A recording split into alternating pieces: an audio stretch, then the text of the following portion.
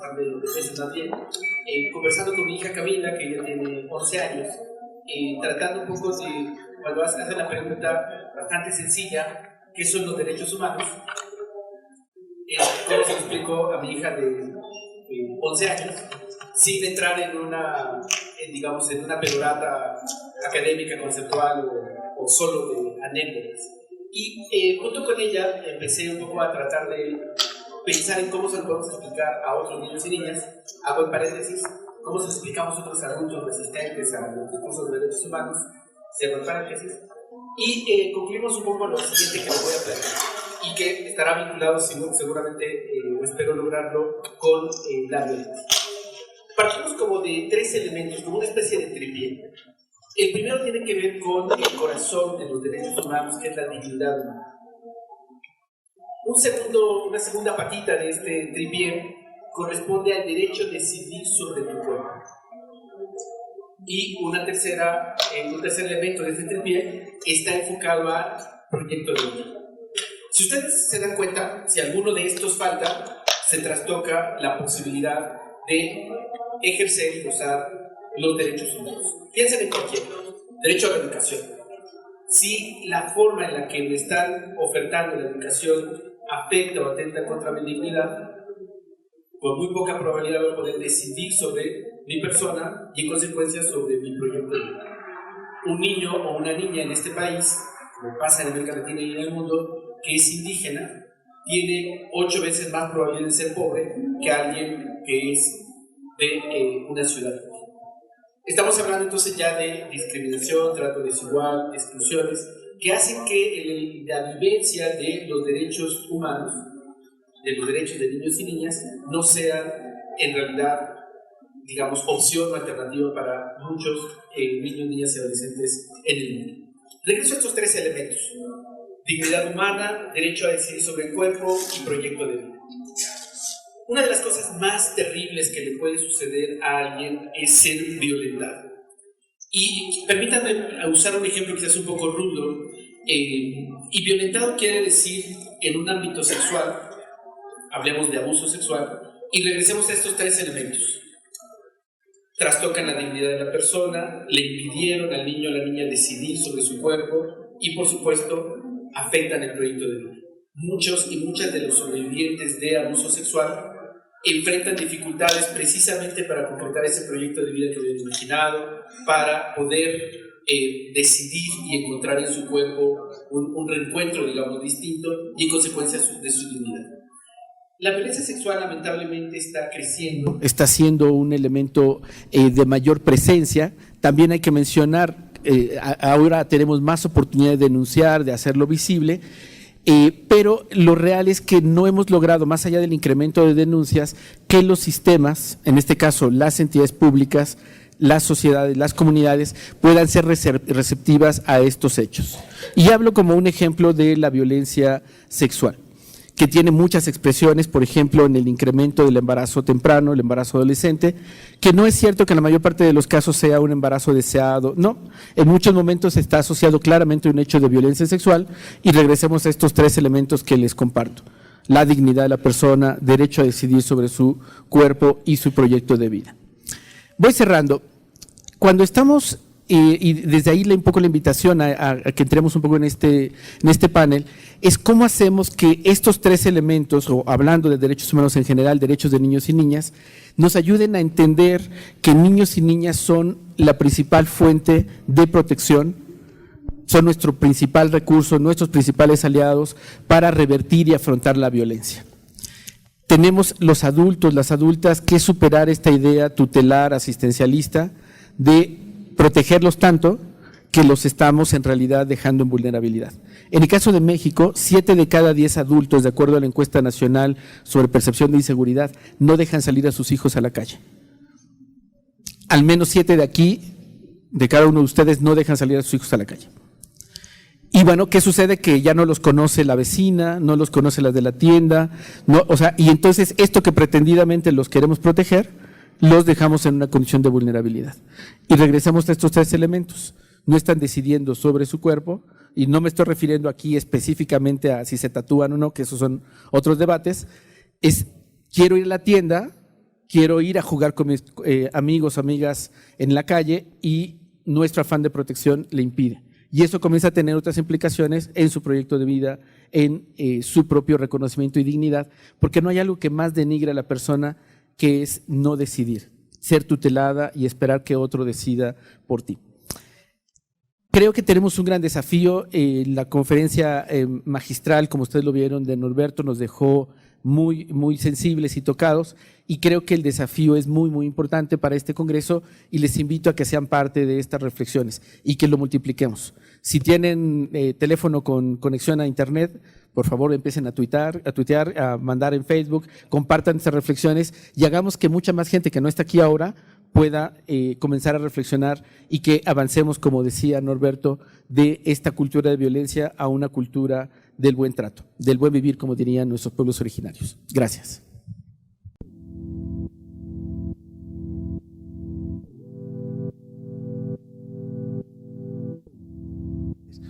Vengo en representación del gobierno de Antioquia en Colombia, y vamos a contarles cómo en Antioquia estamos haciendo prevención de la violencia con oportunidades. Antioquia es uno de los 32 departamentos de Colombia. En Colombia tenemos departamentos y luego cada departamento tiene municipios. En Antioquia tenemos 125 municipios. Es bastante grande, 63.000 kilómetros cuadrados, 6.300.000 habitantes tenemos en Antioquia. Cuando llegamos a este gobierno, después de hacer muchos diagnósticos, identificamos 3 grandes problemas que tenemos en el departamento. Tenemos muchas desigualdades, tenemos mucha violencia y tenemos mucha corrupción, cultura de la ilegalidad.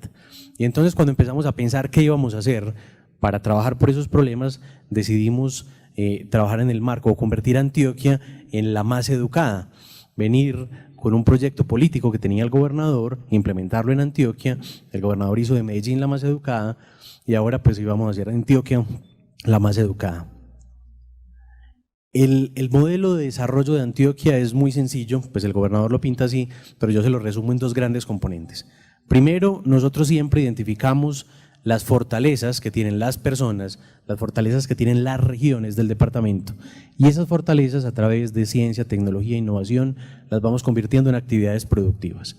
Y por el otro lado, nosotros trabajamos en inclusión social, trabajamos en garantía de derechos, pero con un eje conductor que para nosotros es la educación como motor de la transformación.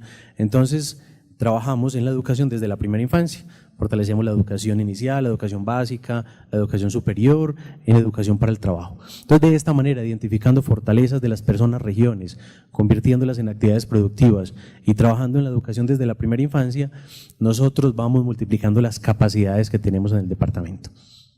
Antioquia tiene grandes desigualdades sociales, 125 municipios como este, que es Vigía del Fuerte, que queda en el medio de la selva, solo se puede llegar en avión o en lancha muchas horas. Municipios de 5.500 habitantes, donde el 98% de las personas son pobres, por índice de pobreza multidimensional.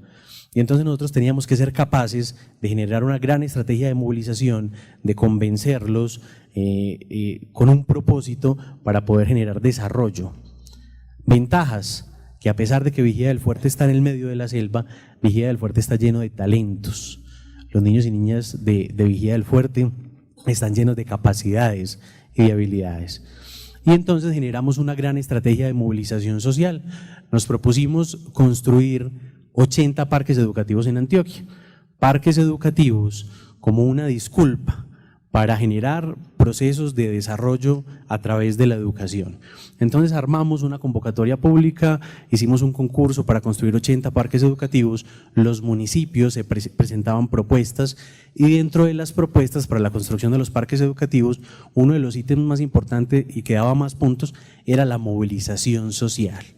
Entonces, los niños, las niñas, las adolescentes de los distintos municipios de Antioquia, cada uno de ellos se iban inventando cosas para soñar su parque educativo, a través de la pintura, a través de escribían cuentos, a través de danzas, bueno, todos iban generando estrategias para primero soñarse que era un parque educativo, porque no lo entendían muy bien, luego cómo querían físicamente su parque educativo, y de esta manera entonces generamos un proceso de movilización gigantesco en el departamento de Antioquia, y pusimos a soñar a todas las personas en Antioquia para que trabajáramos juntos por un propósito que era la educación como el motor de la transformación. De esta manera, Vigía del Fuerte, el municipio que les mostré ahorita, fue uno de los que se ganó el parque educativo, fue una convocatoria pública, se lo ganaron 80 municipios, los niños y niñas de Vigía del Fuerte se soñaron un parque educativo que fuera el motor de los procesos educativos, el motor de los procesos de transformación del municipio, pero que además tuviese unos escenarios deportivos dignos y de calidad. Este es el parque educativo de Vigía del Fuerte, que está en el medio de la selva, hoy es el eje central de los procesos de educación en Vigía del Fuerte, de los procesos de ciencia, tecnología, de innovación, de todos los procesos culturales, de todos los procesos de movilización social. A ese parque educativo nosotros llegamos con toda la oferta de las oportunidades, todo lo que hacemos en el departamento de Antioquia para generar desarrollo lo hacemos desde el parque educativo. Por supuesto, los procesos que incluyen las estrategias de garantía de derechos de nuestros niños, niñas y adolescentes. Entonces, los parques educativos como proceso de movilización social, de participación de los niños, niñas y adolescentes y como una estrategia para potenciar el talento que tenemos en las regiones de Antioquia. Otro ejemplo de parque educativo, este es en otro municipio que ya está en las montañas, que es Titiribí. Allí tenemos espacios para la primera infancia, para salas de lectura en familia. Allí dinamizamos las estrategias de prevención y que tenemos con los niños, niñas, adolescentes y jóvenes. Voy a saltarme por acá. En los parques educativos nosotros implementamos el modelo de desarrollo que tenemos para trabajar garantía de derechos con niños, niñas, adolescentes. En Antioquia tenemos dos grandes estrategias para trabajar garantía de derechos. Una que se llama Buen Comienzo Antioquia, en la que trabajamos desarrollo infantil temprano con nuestros niños, niñas entre 0 y 5 años, y otra que se llama Prevenir es Mejor, en la que trabajamos protección integral con los niños entre 5 y hasta los 17 años y los adolescentes. Entonces esto es un poco el modelo que tenemos para trabajar con niños, niñas, adolescentes y cómo lo estamos implementando. En Antioquia, este es un municipio de Antioquia, allí no se ve muy bien, pero en ese municipio tenemos instituciones educativas, tenemos el parque educativo, tenemos hospitales y tenemos una cosa que se llaman centros Buen Comienzo. Los centros Buen Comienzo son los centros donde implementamos las estrategias de desarrollo infantil temprano, las estrategias de atención integral a la primera infancia. El parque educativo se convierte en el eje central y en el eje articulador. Con la primera infancia trabajamos desde la familia, desde la gestación, las madres gestantes y lactantes van a encuentros educativos y en los hospitales estamos implementando y construyendo salas de aprendizaje en familia. Entonces articulamos todo el proceso de salud, de promoción y de prevención y llevamos a los hospitales pedagogos, entonces articulamos a la salud el proceso de educación inicial, el proceso de cuidado y de nutrición. Entonces trabajamos en los hospitales, acompañamos el parto con estrategias tan importantes como el arrastre al pecho. Y los niños y las niñas van a los centros Buen Comienzo, que son centros donde están equipos interdisciplinarios y trabajan con los niños y las niñas para generar desarrollo infantil temprano. Cuando los niños y niñas cumplen 5 años, pues los niños y niñas van a la institución educativa. Vean que todo lo que les estoy contando tiene un eje central que es la educación como el motor de la transformación. Ese es el propósito político de nosotros. Entonces llegan a la institución educativa y hacemos el proceso de entrega pedagógica. Desde el proceso de educación inicial, las maestras y maestros entregan a los maestros de la institución educativa cada uno de los niños y dicen, bueno, este ha desarrollado tales habilidades y capacidades. Resulta que trabajamos entonces para que los niños se mantengan en la institución educativa, pero en Antioquia tenemos grandes problemas. El trabajo infantil, el consumo de sustancias psicoactivas, el reclutamiento y utilización de niños y niñas por grupos armados al margen de la ley, el embarazo en adolescente y las violencias. Y entonces, entendiendo que teníamos todos esos problemas, lo que hicimos fue recoger toda la oferta de oportunidades que había en el departamento. Entonces articulamos todo lo que estaba haciendo el gobierno nacional, el gobierno departamental, los municipios, el sector privado, el tercer sector, a partir de diferentes estrategias que tenían todos. Y nos inventamos una estrategia que la llamamos Prevenir es Mejor. Entonces lo que hicimos con Prevenir es Mejor fue dejar que cada uno haga lo que tiene que hacer, pero juntarlos y decirles, vean, todos vamos a trabajar bajo el mismo enfoque de prevención, todos vamos a construir habilidades para la vida con los niños, niñas, adolescentes, todos vamos a trabajar su proyecto de vida y todos vamos a trabajar por estos 5 grandes problemas que tiene Antioquia, lo que les acabé de contar. Entonces Prevenir es Mejor es la estrategia. digamos, donde nosotros prevenimos grandes riesgos que tienen los niños y trabajamos para que se mantengan siempre en el sistema educativo como entorno protector. Desde Prevenir es Mejor no solo trabajamos con niños y niñas, trabajamos también con sus familias en programas de prevención de la violencia, promoción de la convivencia, trabajamos con las comunidades, con las organizaciones sociales para convertirlas en protectores de los derechos de la niñez, trabajamos con las instituciones educativas y fortalecemos los municipios dinamizando las políticas públicas. Luego, ya vamos a terminar, en Antioquia tenemos muchas desigualdades, como les mostraba ahorita el municipio de Vigía del Fuerte. Un niño, si comparamos un niño de Medellín, que es la capital de Antioquia, con un niño de Vigía del Fuerte, el niño de Medellín tiene la maleta llena de oportunidades. Y un niño de Vigía del Fuerte, si lo comparamos con un niño de Medellín, tiene apenas el 20% de las oportunidades que tiene un niño de Medellín. El niño de Vigía del Fuerte apenas tiene el 20%. Entonces, lo que está pasando en Antioquia, lo que estaba pasando es, un niño termina el colegio y tiene dos caminos: o me voy para Medellín a buscar oportunidades, o me voy por el camino de la ilegalidad. Esos son los caminos que tienen los niños de Antioquia. Entonces, el propósito político de nosotros, de trabajar en la educación como el motor de la transformación y de generar muchas oportunidades, el propósito es que los niños no escojan ninguno de esos dos caminos. El propósito es que a través de las oportunidades nosotros seamos capaces de romper ese muro de las desigualdades, de pasar esa puerta de las oportunidades, que los niños se queden y los adolescentes en sus municipios, convirtiéndose en actores de los procesos de transformación social. Y por eso es que nosotros tenemos una gran apuesta. El año pasado, por ejemplo, generamos más de 350.000 oportunidades, desde becas de la educación superior hasta procesos desde la cultura, del deporte, el emprendimiento, etcétera. Este es el enfoque estratégico, muy grosso modo, de cómo en Antioquia nosotros estamos pasando la página de la violencia y estamos construyendo con los niños, las niñas y los adolescentes la página de la inteligencia, la página de la decencia a través de las oportunidades. Voy a terminar con una diapositiva, que es la diapositiva del señor gobernador de Antioquia.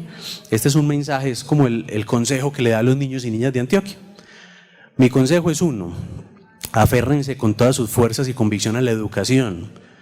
No desfallezcan, estudien mucho. El futuro no lo sabemos, pero con certeza si nos educamos será infinitamente mejor. Muchas gracias.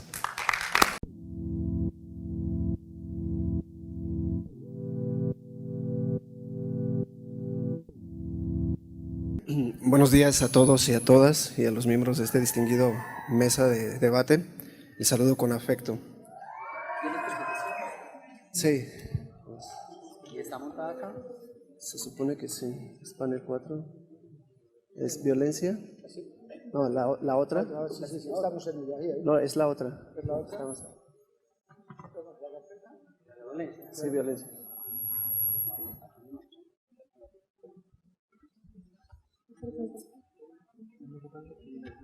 Tú me vas diciendo y yo te paso. Ok, gracias. Muy bien, bueno, yo les voy a platicar un poco sobre el contexto que se maneja en Honduras. Tenemos un grant en colaboración con USAID, en el cual implementamos un programa que se llama Fortalecimiento de Consejos Juveniles para Prevención de la Violencia. Quiero comentarles que en San Pedro Sula, como todos sabemos, es actualmente la ciudad más violenta del mundo. Tenemos más de 6,000 asesinatos de violencia común que no están tipificados específicamente con alguna delincuencia organizada. Más de 20 hondureños mueren cada día. Y la tasa de homicidios es de 86 sobre 100,000 habitantes, 8 veces más de lo que considera la OMS como una epidemia.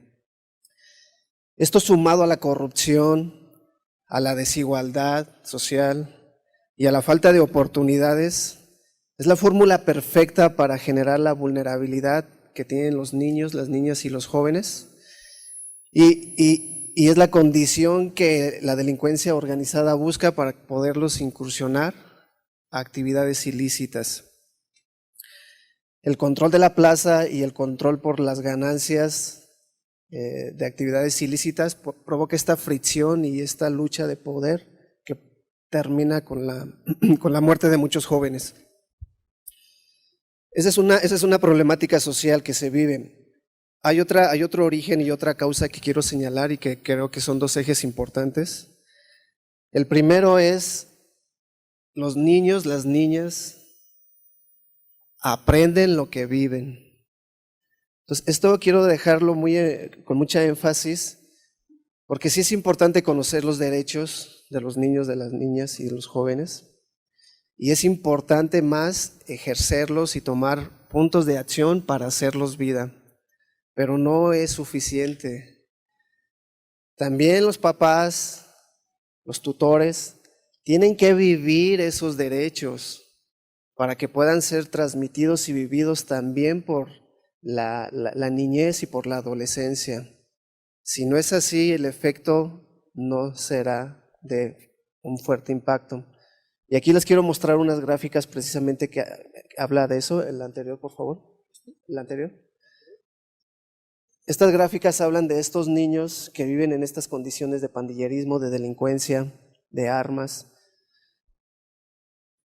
Y ellos entonces, si viven en una situación de crítica, aprenderán a condenar. Si viven una vida en hostilidad, aprenderán a pelear. Si no viven en una sociedad y en una familia que vivan en serenidad, los niños jamás tendrán una paz mental. Aunado a esto, también consideramos que el sistema educativo en Honduras es una fuente importante de violencia. El sistema educativo competitivo, de poner letras de excelencia, de poner números a los niños, de manejar un estándar donde todos tienen que ser lo mismo, genera violencia entre la niñez y la adolescencia.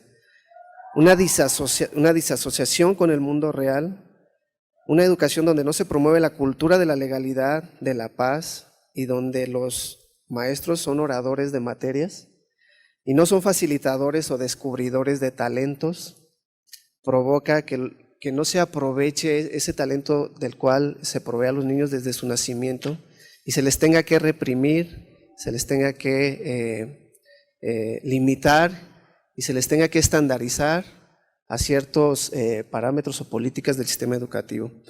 Entonces yo les pregunto, ¿qué están viviendo los niños? Si lo que estamos viviendo aquí en México, y no es algo muy diferente a lo que se vive en Centroamérica, es una consecuencia natural y común. Hay una frase que dice, si quieres conocer tu pasado, analiza tu presente porque es su consecuencia.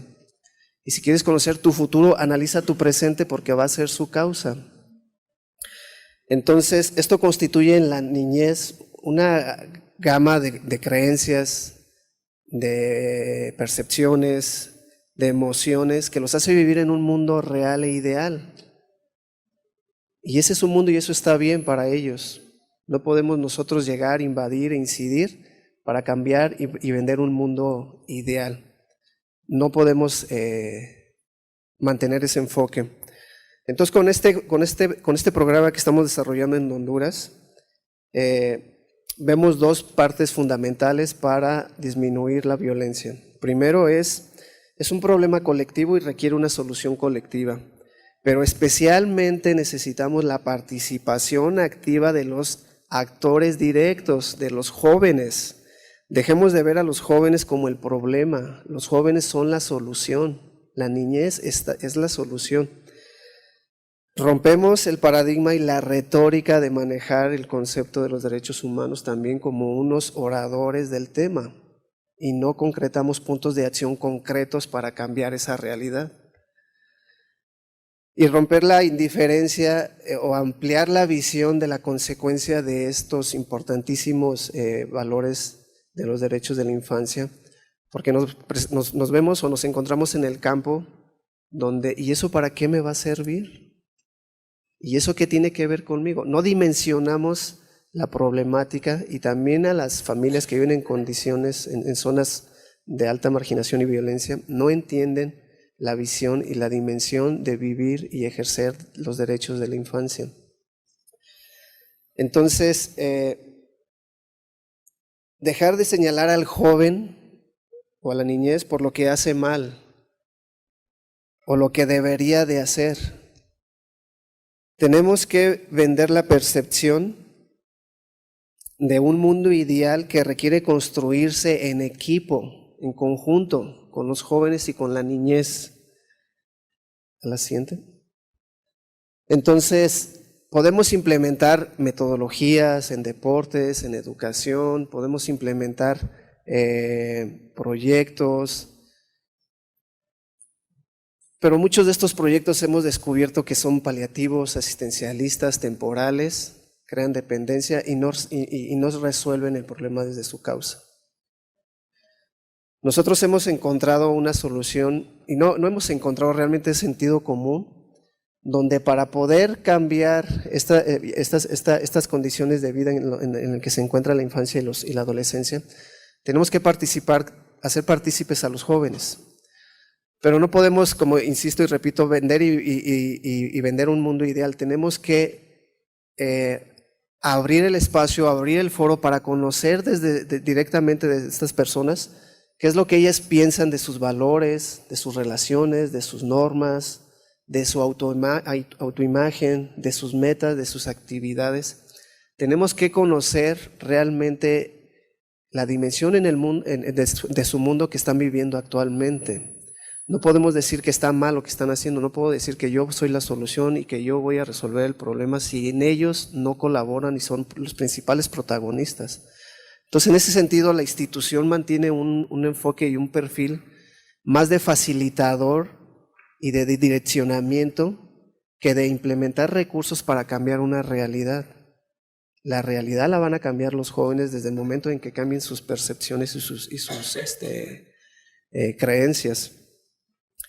La siguiente, por favor. Entonces, el punto, lo más complicado a lo que nos hemos encontrado es en crear esa concientización de que estás viviendo, de que no estás ejerciendo tus derechos y que al ejercer tus derechos te van a poner en una posición de dignidad, de respeto, y por el simple hecho de ser humano, dejas de ser un objeto de cuidado, un objeto de gasto para la familia, una carga, un inconveniente. Eres un ser humano como cualquier persona, a cualquier edad, donde tiene sus procesos de vida y sus ciclos que se tienen que cumplir, pero con este enfoque de respetar la dignidad de la persona. Concientizarlos y hacerlos llegar al significado de llegar a un estado de entendimiento profundo sobre el mundo para así liberarse de la opresión en la que están viviendo. Tener una visión crítica, que estos jóvenes sean críticos, que se pregunten constantemente quién, por qué, cuándo, en dónde, que no den por hecho ni emitan juicios de valor por el simple hecho de verlo en la televisión o escuchar un mensaje, que ejerzan sus derechos, que sean autónomos, verse a sí mismos como ese sujeto. La siguiente, por favor.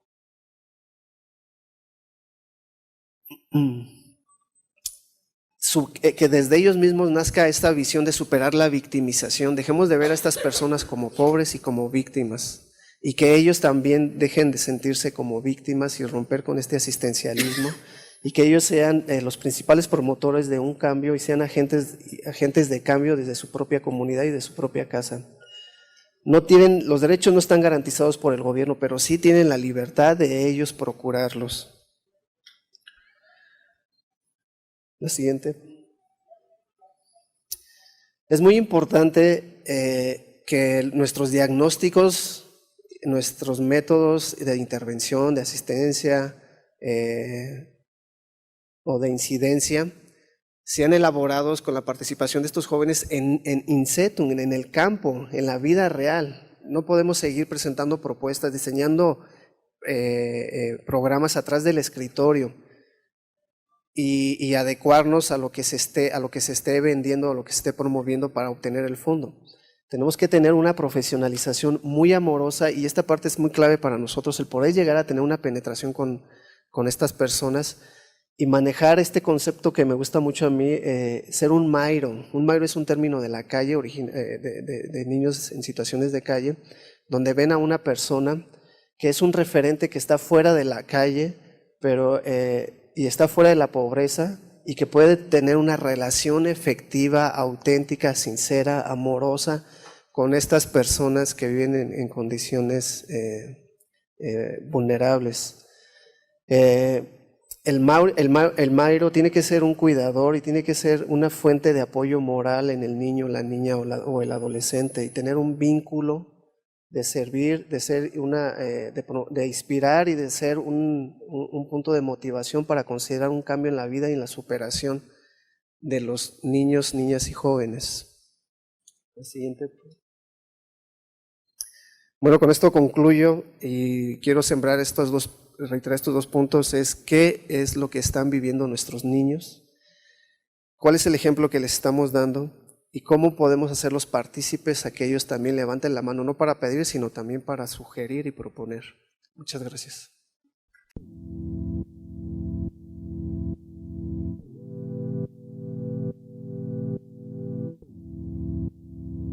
Bueno, antes que nada, decirles que me da mucho gusto estar aquí y vengo a compartirles mi experiencia también, desde esa visión académica, pero también trabajando en campo, es decir, este proyecto se llevó a cabo. Entonces, vamos a hablar de lo que pasa en los entornos escolares. Es una crisis que a México se le está saliendo de control. Hay muchos programas que promueven que disminuya el acoso escolar en las escuelas, pero lamentablemente no ha habido los resultados esperados. Le voy a pedir, por favor, si me apoyan. Ajá, exactamente. Hacia adelante, con el cursor, con las flechas, pero hacia adelante. Exactamente. La que sigue, por favor. Ok, entonces, estamos hablando que en México hay muertes por acoso escolar. Estamos hablando de niños y niñas que son parte de un problema, pero no de las soluciones, porque normalmente el currículum en educación básica es de manera vertical. ¿Qué quiere decir esto? Que autoridades ajenas a la institución direccionan las políticas y las medidas que se van a llevar a cabo en las escuelas. ¿Esto qué pasa? No solamente se deja a un lado a los profesores, sino también a la niñez. Y lo más común es de que cuando a nosotros nos dicen qué tenemos que hacer, no nos hacemos cargo de ello. Es decir, no creemos que tenemos algo que hacer. Este tipo de medidas no se lleva solamente en las escuelas, sino en todo el país. ¿Y cuál es el resultado? Poco más del 33%, dice Cedesol, pensamos que otros tienen que venir a cambiar la realidad. Es decir, que cuando nosotros algo nos molesta o creemos que algo está mal, en vez de expresarlo y participar y hacer algo al respecto, pensamos que tienen que venir el gobierno o personas ajenas al problema a decirnos cómo solucionarlo o a que ellos lo solucionen. Esto habla de poco empoderamiento de la sociedad y eso definitivamente afecta a la niñez. Asimismo, algunos investigadores han recabado información como Lancet, que cuando los niños no se les integra en las escuelas, no participan de manera de decir sus puntos de vista, incluso de tener acciones dentro de ella, desertan de la institución. Eso quiere decir que también tenemos que ver con deserción escolar. De esa manera, los derechos humanos, los derechos de los niños, no se limitan solamente a tener mejores cuestiones de vida, sino también a la cuestión de cómo participan en su entorno, cómo se desenvuelven, porque el hecho de que nosotros no los dejamos hablar, dentro de la investigación que realicé se les preguntó qué sienten cuando ellos creen que no participan y qué creen que es participar. Porque si bien la Convención de los Derechos del Niño nos maneja una visión universal, que es a cada ser humano, en ese momento hace una exclusión a las cuestiones locales, a cada comunidad y aspectos culturales, pero es un eje rector, es en realidad un gran avance al estado del conocimiento. ¿Pero qué tiene que ver esta situación? Pues, ¿qué piensan los niños que es participar? ¿Y qué les produce cuando no creen que no participan? Y son sentimientos como impotencia, de descontento, de que no los respetan. Entonces, cuando nosotros no ejercemos sus derechos, no los dejamos ejercer su derecho a participar, automáticamente estamos siendo violentos con ellos. Y esa situación lo que hace es mutilar el rango de acción que puede tener, porque la participación también implica esa acción. Siguiente, por favor. Gracias.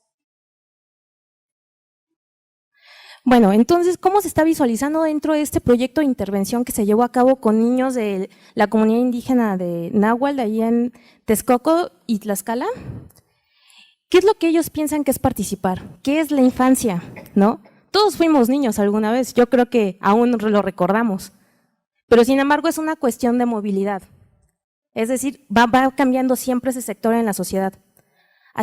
Asimismo, hago una comparación entre participar y lo que es la infancia. Ambos conceptos son contingentes, es decir, no significa lo mismo para todas las personas, ni para todos los contextos. Por tanto, es muy importante conocer los puntos de vista de profesores, alumnos y de todas las personas de los niños y niñas que están dentro de la comunidad, asimismo como de la convención. Si ignoramos uno de estos aspectos, simplemente el proyecto no puede salir a cabo, no puede salir bien, porque ignorar significa también violentar, y eso es no respetar sus puntos de vista. Asimismo, son conceptos relativos, puesto que de una comunidad a otra se visualizan totalmente diferente, ¿no? La participación en las comunidades indígenas normalmente va dirigida al trabajo infantil. Los niños colaboran y cada hijo significa una fuerza de trabajo. Mientras que en las ciudades el concepto es muy diferente. Lo que decía Juan, lo que nos comentaba Juan, ¿qué pasa? Los niños no salen de sus casas, ¿no? 7 de cada 10 niños no salen de sus casas. ¿Qué está haciendo? Pues es una visión totalmente diferente entre niños de ciudad y niños indígenas, ¿no? De comunidades rurales sobre todo. Pero de esta misma forma, también la participación y la infancia son un concepto transformador. Es decir, la participación permite ampliar el margen de acción y eso limitar la marginalidad que pueden tener los niños. Siguiente, por favor. A partir de ello se diseñó este plan de trabajo. Hay muchos planes de trabajo que son similares. No es una innovación ni es la panacea lo que traigo. Por ejemplo, hay un proyecto hindú que se llama Diseña el Cambio, es un programa muy bueno y esto es basado en ello, pero el de Diseña Cambio tiene que ver más con una cuestión de que los niños sientan que es la participación, que conmuevan a través de las emociones, promover la participación. Aquí se parte del hecho de que, la verdad, la participación no es natural. La participación implica acción, y la acción colectiva no es natural. Si fuese natural, creo que todos nos pondríamos de acuerdo muy rápido, y la verdad es muy conflictivo hacerlo. Porque el derecho a la participación no solamente es expresarlo, decirlo y tomarlo en cuenta, también implica acción. Y para llegar a esto, se hizo esa promoción con los niños de qué es lo que te molesta en la escuela, qué no te gusta, qué es lo de Piensa el Cambio, localiza el problema, y ellos se localizaron como personas que violentan a los niños, que son parte del problema. Y entonces viene una pregunta que todo el mundo nos hace cuando nos quejamos, ¿no? ¿Y qué vas a hacer al respecto? Y se les hizo a los niños, que es la cuestión de articúlalo. ¿Qué es eso? Empieza a planear, ¿qué vas a hacer? Darles voz a los niños, pero no solamente la voz de diles a otros qué puedes hacer, sino tú qué vas a hacer al respecto.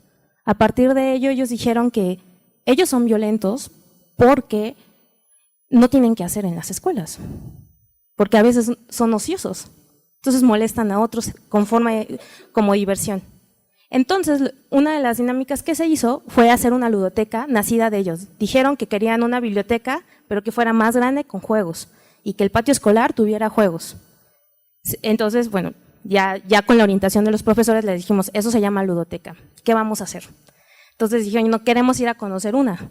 Fuimos a una ludoteca, entonces a partir de ello ellos ya diseñaron un plan de trabajo, donaciones de juguetes, ellos llevaron juguetes, pidieron espacios, lavaron espacios y lograron tener una ludoteca dentro de la escuela. Cuando hicieron eso, cuando nosotros nos cuentan algo inspirador, ¿qué pasa? Nos contagian. Decía se me olvidó su nombre, la conferencista hindú de un proyecto similar a que decía, I can, ¿no? Yo puedo. Y ese sentimiento de yo poder nos empodera y nos hace sentir capaces de hacer cualquier cosa. Cuando alguien nos dice, bajé 20 kilos de peso, yo lo primero que pienso es decir, yo puedo. La verdad es que ya es muy difícil en la práctica, pero lo que sí es cierto es que motivan a hacerlo. Entonces, esta situación de éxito que tuvieron los niños con la iniciativa de la ludoteca se dio a conocer con toda la comunidad por medio de actividades dentro de la ludoteca, padres de familia, a todos los maestros, a los grupos de la escuela, y los niños saliendo de la ludoteca de primer año, de segundo año de primaria decían, es el mejor día que he tenido en mi vida. Y los niños que hicieron la ludoteca tenían sentimientos que decían, yo pensé que yo no era útil y ahora creo que mi vida tiene un sentido. Esas son las cosas y las reflexiones a las que tenemos que llegar. Porque ¿cómo podemos hacer a los niños que se hagan cargo de sus derechos, no solamente de que los conozcan. ¿Cómo podemos hacer que hagan un ejercicio de los derechos? Esa es la gran pregunta a la que tenemos que reflexionar. Cuando tratamos con niños es, ¿cómo hacer que se hagan cargo de ellos? No solamente de conocerlos, ir más allá. Entonces, siguiente, por favor. De esa forma, la evaluación del proyecto, los niños, hicimos una mesa de trabajo inspirada en el calidoscopio de la experiencia de Stockelin, que él marca que son como grupos focales. Para quitarle esa visión adultocéntrica de lo que sería redactar un informe de lo que yo veo y lo que yo creo que los niños aprendieron y que todo fue un éxito, pues mejor que los niños, en mesas de trabajos, en estaciones de trabajos, una fue expresión con los otros, los valores, la motivación, y lo que ellos piensan de sí mismos a partir del proyecto. Ellos decían sus puntos de vista y había un secretario que era un mismo niño de ellos que redactaba todo lo que él pensaba que era importante. Los niños lo leían al final y si creían que hacía falta algo al respecto, se anotaba. Asimismo, los niños durante todo el proyecto, la verdad es que teníamos pocos recursos. Teníamos 2 cámaras, ellos agarraban las cámaras y tomaban fotos de lo que querían. A los niños pintando la escuela, a los niños lavando la escuela, a los niños peleándose. Y para mí tenían un sentido, pero en el grupo, en cada mesa se les dejaron fotos y dijeron que discutieran a partir de ese tópico, que ya fueran, por ejemplo, en el caso de la motivación, decían que lo más motivante es cuando uno sí cumple los acuerdos. Y también en los valores era la cuestión que cuando los niños ya no quieren hacer acciones, cuando los niños ya no se quieren intrometer, tiene que ver con un sentido. Los niños pierden la confianza con el otro, porque no hay responsabilidad, no hay una reciprocidad. Y en lo que se llama capital social, que son las redes con las personas, ¿qué es lo más importante? No perder la confianza. Es decir, si yo dije que mañana yo llevo un lápiz, tengo que cumplir con ello. Siguiente, por favor. Con esa terminamos. Entonces, a partir de ello, bueno, esa foto fue una foto tomada por un niño, pero que es como a un padre de familia le está dando el curso de la ludoteca, ¿no? Que es la ludoteca y compartir su experiencia. Decirles lo siguiente, es necesario trabajar con las habilidades de qué significa la participación para que los niños se hagan cargo de problemas como lo que es la violencia. Es decir, usar el diálogo como herramienta, el trabajo con los valores como es la confianza, la responsabilidad. Y a partir de ello, el ejercicio de los derechos de la infancia se hace por ellos mismos. ¿Qué es lo que piensan que es participar? ¿Y qué dice la convención a partir de ello? Y ellos forman un propio concepto y ellos se hacen cargo de esa parte. Y bueno, un hallazgo de la investigación que se realizó y este proyecto fue que la peor discriminación que vive un niño es por otro niño. Un mismo niño es aquel el que piensa que un niño no puede hacerlo, porque solo es un niño, porque ellos en su casa viven eso. Como son niños, no opinan, no son tomados en cuenta. Entonces, es muy importante trabajar con la discriminación que hay entre los propios niños, porque esa es la que va generando esos actos violentos y es la que desencadena el bullying. Por eso, la violencia está ligada precisamente con ejercer el derecho a los derechos a la participación, porque no solamente estamos hablando del derecho del artículo 2, estamos hablando del artículo 3, que es qué es lo que ellos quieren, ¿no? Entonces, con eso los dejo y espero que les haya gustado.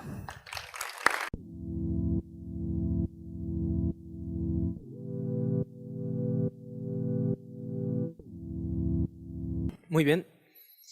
Buenas tardes a todos.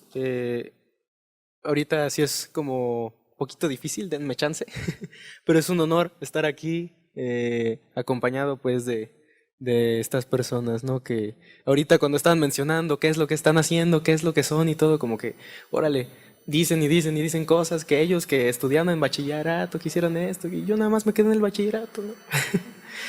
Pero bien, algo que me pareció muy curioso, que nadie mencionó, es esta pregunta, ¿qué es la violencia? Ninguno de ustedes pude notar que mencionó qué es la violencia. A mí me dicen, oye, pues vas a ir al Congreso y pues te planteamos a ir a hablar sobre violencia. Entonces, pues yo al momento de preparar lo que iba a platicar aquí con ustedes, pues me puse a buscar, ¿no?, en internet luego, la Real Academia de la Lengua Española, ¿qué es la violencia? Y me aparece, ¿no?, la definición, acción de ser violentado. ¿realmente eso me responde algo? Entonces, agarro y me decido a buscar, vamos a la típica Wikipedia, ¿no? Wikipedia, y sale y me aparece, ¿qué es la violencia? Violencia, tipos de violencia, estructural, directa, cultural. Ok, pero ¿qué es? ¿Qué es? Y es entonces cuando yo llego a una conclusión. Violencia se basa en el contexto de cada persona. En un contexto. Estaba yo pensando en aquella ocasión en la que yo estaba en secundaria y llega uno de mis amigos, un amigo realmente gordo. Su complexión pues era muy vasta, ¿no? Muy, muy gordo. Entonces, a este gordo llega el típico muchacho molestón, ¿no? Y, hey gordo, ¿qué onda gordo? Y gordo, y gordo, y gordo. Bueno, el pobre gordo ahorita ya es flaco. Ya está todo flaco, ¿no? Entonces, ¿a qué te llevó esta parte de la violencia? Y yo lo compartí. Curiosamente, lo comparto con una persona que vivía en una comunidad. Me dice, esa es la violencia. Digo, sí, claro, esa es la violencia. Dice, órale, pues, qué curioso, porque cuando yo tenía 12 años, al momento de salir de casa, un comando armado llegó por mi hermano, que tenía 15 años. Le dijo, ¿estás listo para las fuerzas paramilitares? Y vámonos. Así, sin nada más que arrancarlo de los brazos de la madre. La violencia, bueno, se basa en el contexto de la persona, para nosotros qué tan grave es. Entonces, me puse a analizar y sí es cierto, ¿no? La violencia ahora forma parte de nuestra vida diaria. Es curioso porque les acabo de hablar de esta parte del muchacho gordo y bueno, cómo lo llevó a ser delgado, ¿no? Esta parte del bullying. Y por otro lado, la parte de la violencia, pero ya encarnada en lo que es un movimiento guerrillero. ¿Y a qué nos lleva esto? A donde vayas, lo que huelas, lo que escuches, todo tiene que ver con la violencia. Y es una situación realmente lamentable. Si es lamentable, ¿por qué? Bueno, pues la violencia la encontramos en todas sus formas. Directa, indirecta. Inclusive adultos, niños en las escuelas. Wow. Es increíble. Y entonces me pongo a pensar, ¿en dónde surge esta problemática? ¿En dónde surge esto? Y bueno, enfoqué esto en tres puntos. Primero que nada, la familia. La familia creo que es el núcleo y la primer sociedad en la que habita todo humano, ¿no? La familia. ¿Y qué es lo que vives entonces tú en la familia? No tengo a ciencia cierta lo que son los datos específicos, pero puedo hablar de que en México se habla de que el desarrollo de la familia es muy, muy, muy fuera de lo que nosotros diríamos que fuera un soñado, vamos. Es muy inacertado lo que nos dicen. México, bueno, sus familias, se habla de desintegración familiar, ¿sí? Y se habla además de la violencia que se vive y que no todas las familias pues son aptas para cuidar a tanto chiquillo, como podemos ver en las comunidades de una familia que tiene 20 niños y no tiene más que para 2. Bueno, por esa parte, la familia. ¿Tu familia qué estás haciendo por tu muchacho? ¿Por qué exiges? Si tú como papá, tú como responsable de un niño, adolescente o joven, no estás haciendo tu parte. Por ese lado, el origen principal, a mi punto de vista, es la familia. Padres irresponsables, que no se fían de lo que es este buen trato al niño. Además, me encuentro con la problemática de la educación. En México, hablamos de que es un país que sufre en este aspecto. Muchas de las comunidades, inclusive en nuestras propias ciudades, no se cuenta con el material necesario, la infraestructura es muy, muy escasa, y estamos hablando de que Simplemente no es la educación soñada y no es la educación que deberíamos de tener, y la que exigimos, la que nos dicen que tenemos, no lo es. Además surge la pregunta, ¿cómo si no hay recursos? ¿No? Por una parte, como les decía, el recurso principalmente, el recurso humano que yo creo que hay que promover demasiado es esta parte de la familia. La familia. Y además, bueno, pues complementar esto de la educación en nuestros espacios y procesos educativos, se me haría perfecto que se pudiera complementar con los procesos educativos, que se pudieran complementar con esta vivencia de valores que se deberían de vivir en la familia. Además, otra cosa, otro origen en la problemática, bueno, son los medios de comunicación. Ya no existe esa censura, en todos lados lo podemos ver. Prendemos la tele, tantos muertos acá, desaparecidos, secuestrados. ¿Qué es lo que está pasando? ¿A qué te orilla? ¿Qué es lo que dice el niño? ¿Qué es lo que decimos nosotros? Pues esto es normal, es lo que hemos construido, ¿no? No sé si ustedes en su momento lo pensaron. ¿Por qué vivimos así? ¿Por qué nuestro mundo es así? Esto no se habla de ustedes nada más como adultos. Esto se habla de generación en generación. Quizás hemos hecho algo, pero esto se ha quedado mucho de lo que se ha planteado y lo que se ha esperado que se hiciera, se ha quedado en utopía y se ha quedado en la mesa. Creo que a partir de todo esto es momento de cambio. Y la pregunta que más me surge es después de todo esto, bueno, si nosotros vivimos en este contexto social que es pequeño a comparación de cómo viven la violencia otros niños, me surge la pregunta de quiénes son los que sufren. ¿Quiénes son? Y lo dividí en dos espacios. Los silenciados, bueno, nos hablan de espacios de escucha y de diálogo a nosotros. ¿Realmente nos escuchan? ¿Realmente se da la atención? Ahorita comentábamos acá en el espacio de jóvenes la parte del menosprecio. ¿Por qué te he de escuchar yo a ti, niño, si tú aún no sabes nada? Esa parte de menospreciar, aquí como ella nos decía, nos da esa empatía, ese un poco empoderamiento social para hacer cosas. ¿Por qué? Pues porque no valgo para nada. Y es eso. Sí hay organizaciones, sí hay fundaciones, sí hay quienes nos ayuden.